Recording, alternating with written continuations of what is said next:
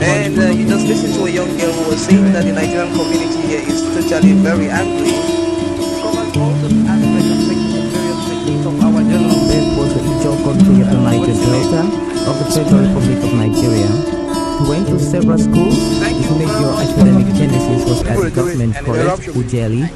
And go gather, destroy their food. With the waiting camp and that other camp, some more camp, you don't compensate everybody. In its key generation sometimes. Today our focus will be in the style of J.C. Clark, a poet and writer, and we shall also be very interested in his point Akmo dancer. Some lives are meaningful, some are empty. Lives that are meaningful, with too much meaning and riches to offer humankind. Long after some of these earthly adventures and no more, one can still find footprints of these great lives on the pavements of our contemporary lives. Good evening, you're welcome to the program Green Planet.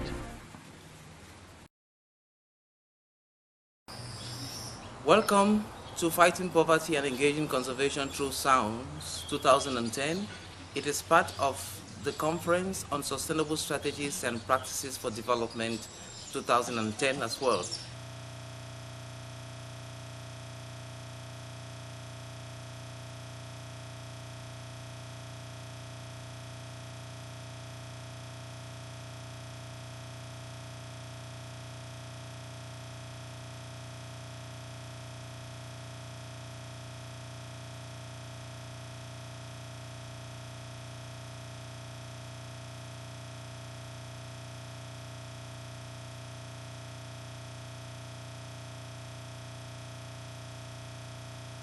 We have the Zimbabwe Wildlife Center, as already said this morning, is a center for conservation of endangered species. We have the Buncha Old Human Lighthouse and the Crater Lake. These are also attractions on the west coast of Limbe. We have the islands, which is the Buta Islands, the Mongoli Islands, and the Dame Islands. These are also sites that attract tourists to this region. We have our black sandy beaches. Of course, we know because of its volcanic nature of Mount Cameroon, we have the sandy beaches which are black, and it's unique to this region. Also attracts tourists to this region. We have the lava terminals of 1999 and 1922 of Blackingly and Idinau respectively. And not forgetting the Bomana waterfalls, which is at the outskirts of Idinau. This is also around Mount Cameroon on the leeward side. It's not falling under FACO, but we selected it because it is accessible to through Idinau. Mount Cameroon region is having almost all these qualities that the tourists will not afford to miss while in Cameroon. This has really attracted a high inflow of tourists to this region, thereby creating organizations such as the Mount Cameroon Ecotourism Organization, which is based in Boya, still calling Mount Cameroon Intercommunal Ecotourism Organization. They are coordinating activities and supervising tours to Mount Cameroon with trained guides and reporters who were former hunters. You know, because of this diversity in this Mount Cameroon region, for the wildlife, poaching was one of the activities that can go a long way to extinct species that we have on Mount Cameroon, and these are the species that a tourist will want to come and visit and come and see. We have the Trimero monkey, we have the birds like the Mount Cameroon francolin, the Mount Cameroon spirox. These are species that are very unique and endemic to this region. So the Mount Cameroon Intercommunal Ecotourism Organization is there as an organization for the supervision and coordination of tours to Mount Cameroon. We have the Bimbia Natural Resource Management Council taking charge of the Bimbia Forest. So we know it's a unique habitat for birds, plants, butterflies, as well as mangrove species that form an important ecosystem in this area. The Limbe Botanic Garden, as I earlier mentioned, the Wildlife Center also has trained nature interpreters who are always present to guide all categories of tourists to this institution. The indigens of the villages of Botalan and Wovia. They also have like organization, committees in the village being organized, being controlled by the chiefs. In such a way that when tourists come to these villages, the chief, that the development funds are offered to them, and then they give guides or villagers to escort you to the island. So they have like an organizational body, and thereby organizing tourist activities in this area. The Buncha and the Bomana Waterfalls are also organizing such, or are also having such organizations, and they carry out tourist activities in that area. The Inland Council is supervising the tourist activities at the 1999 lava flow at Jahin. And I think Mr. Chief David is going to continue with the problems, recommendations, and the conclusion. Before I continue the presentation, I would like to highlight one important item, which is the tourist attraction, which Mr. Benjamin did mention of it. This is that is around 2002, 2001, 2000 rather. While I was there at the Botanic Garden waiting for tourists, I entertained a couple. They were all the way from Hungary. They came to visit the Botanic Garden. So when I saw the enthusiasm in the lady, I told her, "Oh lady, after this beautiful Botanic Garden, nearby some 25-30 meters, you have the zoological garden or the Limbe Wildlife Center, where you will see gorillas, chimpanzees, all sorts of monkeys." When I discovered that there was that, the enthusiasm was so high, she responded by saying, "Yes, we are just from there. We saw some there just like you. It means they're just like me. So it means I am also, touristic attraction." Now, when we talk about strategies, Mount Cameroon. Sorry, let me just flip through before going to the problems. The Mount Cameroon is an active volcanic mountain. It is very true. Most tourists come because of the frequency or the frequent eruption that has been occurring of the Mount Cameroon, the touristic activity in Cameroon.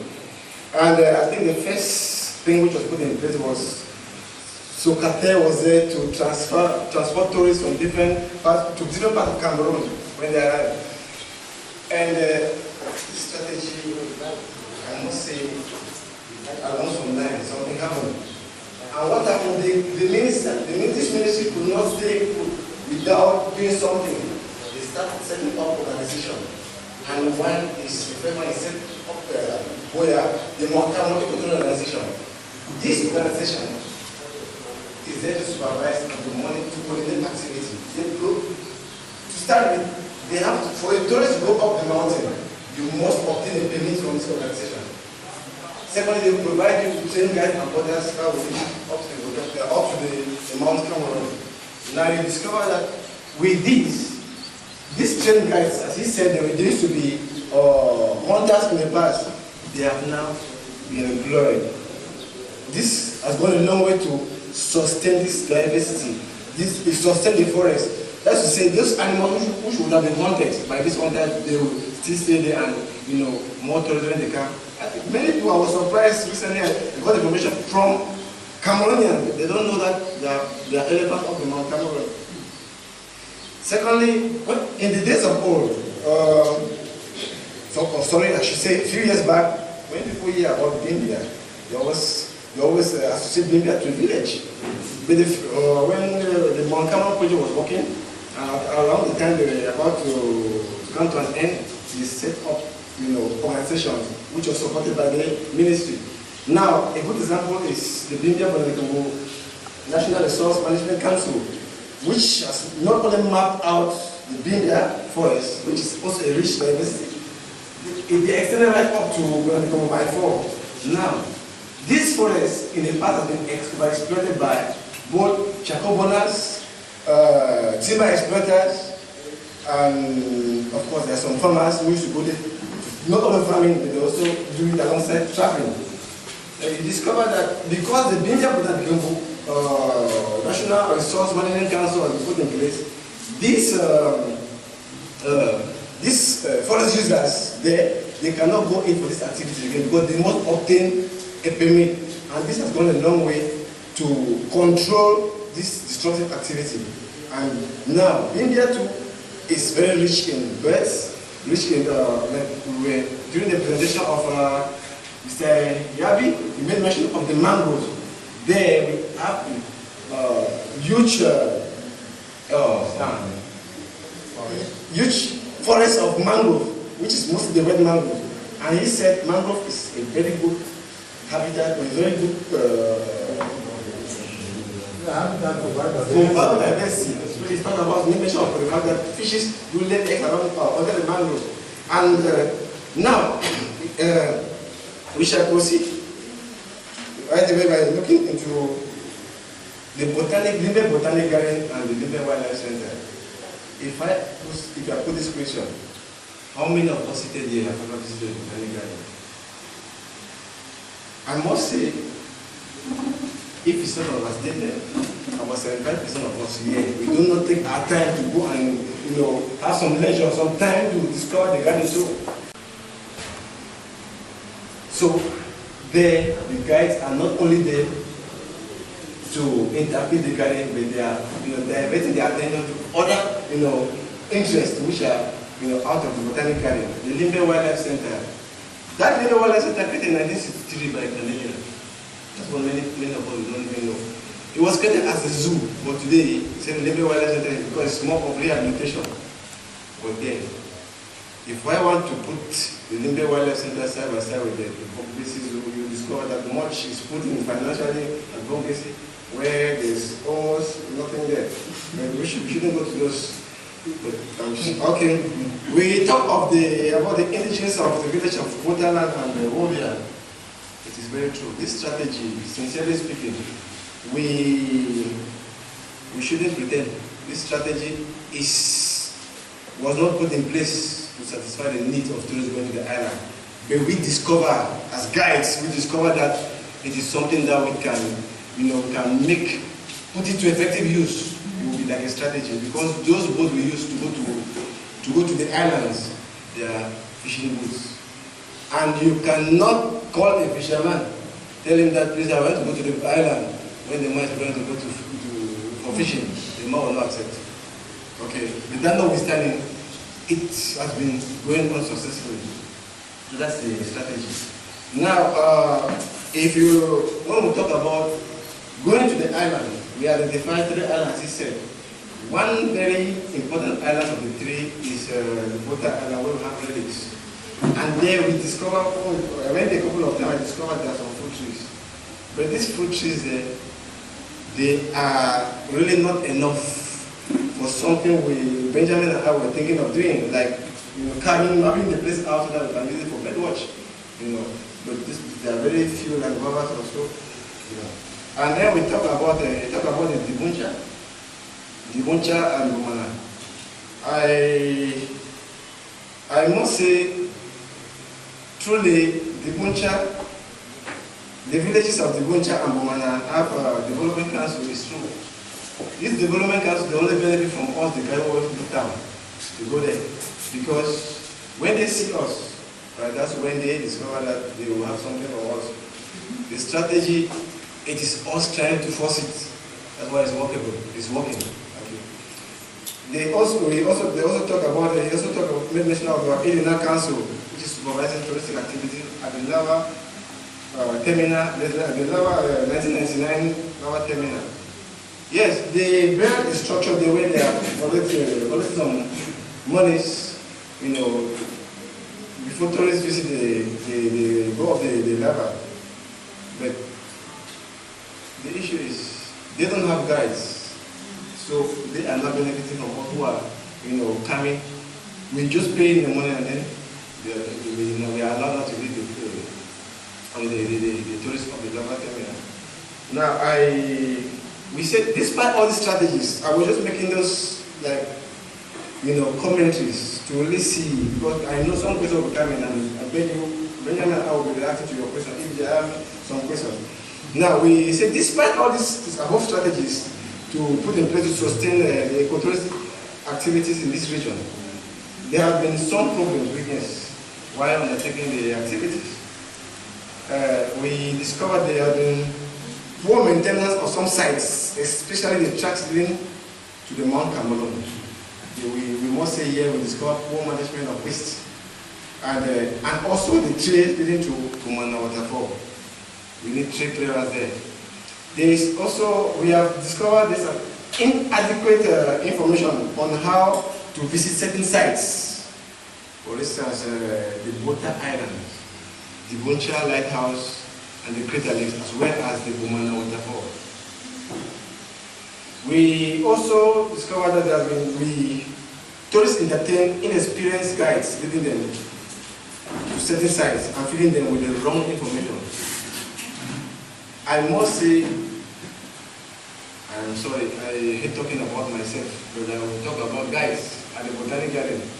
I came across tourists who went to visit one of the sites that I mentioned above, and he saw one particular tree 3 times. And before I go to it, sorry, this activity is very challenging. Sometimes there is room for you to say, I don't know, rather than to give something which is wrong. It is very obvious for you to say, I don't know. This man went to one of these sites and visited the site and came across a guy and saw one century 3 times. When the first time he saw him, met this tree, asked the name, that man gave him the name. When he met the tree again, some distance as we were moving, that man gave him another name. And by the time he met the tree, actually that time he gave him 3 different names for one century. So that man came to the Botanic Garden. He was expected to have the same treatment. I got this information because when he met what he actually needed, and now he was open to tell me that he went to a forest and somebody told him he met it was an iron tree. The man told him this 3 different names. So that's what we are saying, that inexperienced guys. So we really need to organize training and retrain even all guides. We talk about the conflicting information in some guidebooks about different touristic sites within the region. It's very true. I must say, if a Spanish tourist come here, you come with this our own guidebook. They cost the charges to visit these sites. You see, they are very different from somebody who coming from France. We are using our own guidebook. Somebody from Germany. So we have been having this problem. We discovered that along the line, when they come, they are almost frustrated because they now start accusing us the guy that we want to invest money from them. So which is not, because they will present you the guidebook, the information are there. So we talk about some guides from travel agency always wanting to play the role of local guides based at some touristic site. That one we entertain that much of it at the Botanic Garden. Yeah, when they come, I must say, there's a particular plant in the garden. It's not even a palm. That's when I first caught it. I caught this guy's garden. That plant is a cycad. I got somebody telling me why, or this is not, sorry, how it's called a sugar palm. So, those are some of the problems that we are facing. And by so doing, they make our own work frustrating because we are there because we are expecting them to come and hand them to us. Right? And when they come, they want to go because they want all the money to grab it all. We have been very, So we are talking about police checks and harassment go a long way to discourage tourists to this region. And you and I, we can see for ourselves. Before leaving my one to here, I came across about 4. And then before, if it means that we should live here to Yaoundé, I think 50 will be small, which is not very good. And some of them are duplicating their function or their duty. It is very embarrassing when a policeman is asking a passport from a tourist. It's not very good. I don't think that is supposed to be done by an immigration officer, not police. tourism brings a lot of revenue to many countries, including Cameroon, and we thought the tourism sector in Cameroon needs a kind of boost, and the only way to understand how it could help to improve livelihoods in Cameroon and to increase employment in the sector was to understand what was happening in the field. And that is why we brought in stakeholders that were dealing with important aspects of tourism in the Fakoro region and other parts of Cameroon. The Friends of the Garden were actually connected to this group of people, as well as Limbe Botanic Garden itself. And so we understood that in bringing these stakeholders that understand the infrastructural deficiencies of tourism in the region, it could help to spur debate on how to improve tourism in the area, attract more visitors, and to increase earnings from tourism for the country and possibly the region. So we will look at traditional, we did look at traditional aspects of tourism in the area, as well as new areas that can be explored. And we also looked at the limitations and the financial constraints and infrastructural deficiencies in order to get a big picture of how to improve the design and implementation of tourism-related projects in the region. And I think it's relevant to the theme on sustainable strategies and practices for development, because it is very useful to empower people, especially communities that have sometimes intangible tourism, cultural features to sell that have been undermined or unexploited. And I think it's very relevant to the general picture of what is happening in Cameroon and in terms of strategies for development. And I hope you did enjoy the presentations that were linked to this direction. Thank you. And this has been Arrey Ivo for the African Center for Community and Development. I have been reporting on the conference on sustainable strategies and practices for development, and on the workshop Fighting Poverty and Engaging Conservation Through Sounds 2010. Thank you very much. And you just listened to a young girl who was saying that the Nigerian community here is totally very angry. Covers all the aspects of various techniques of our general. This was the Ijo country of the Niger Delta of the Federal Republic of Nigeria. He went to several schools. His major academic genesis was at the government college, Ujeli. Go gather, destroy their food. With the camp and that other camp, some more camp. You don't compensate everybody. But some of them in its key generation sometimes. Today our focus will be in the style of T.C. Clark, a poet and writer, and we shall also be very interested in his point Akmo dancer. It's someone that needs to be exploited. Some lives are meaningful. Some are empty. Lives that are meaningful, with too much meaning and riches to offer humankind. Long after some of these earthly adventures and no more, one can still find footprints of these great lives on the pavements of our contemporary lives. Good evening, you're welcome to the program Green Planet.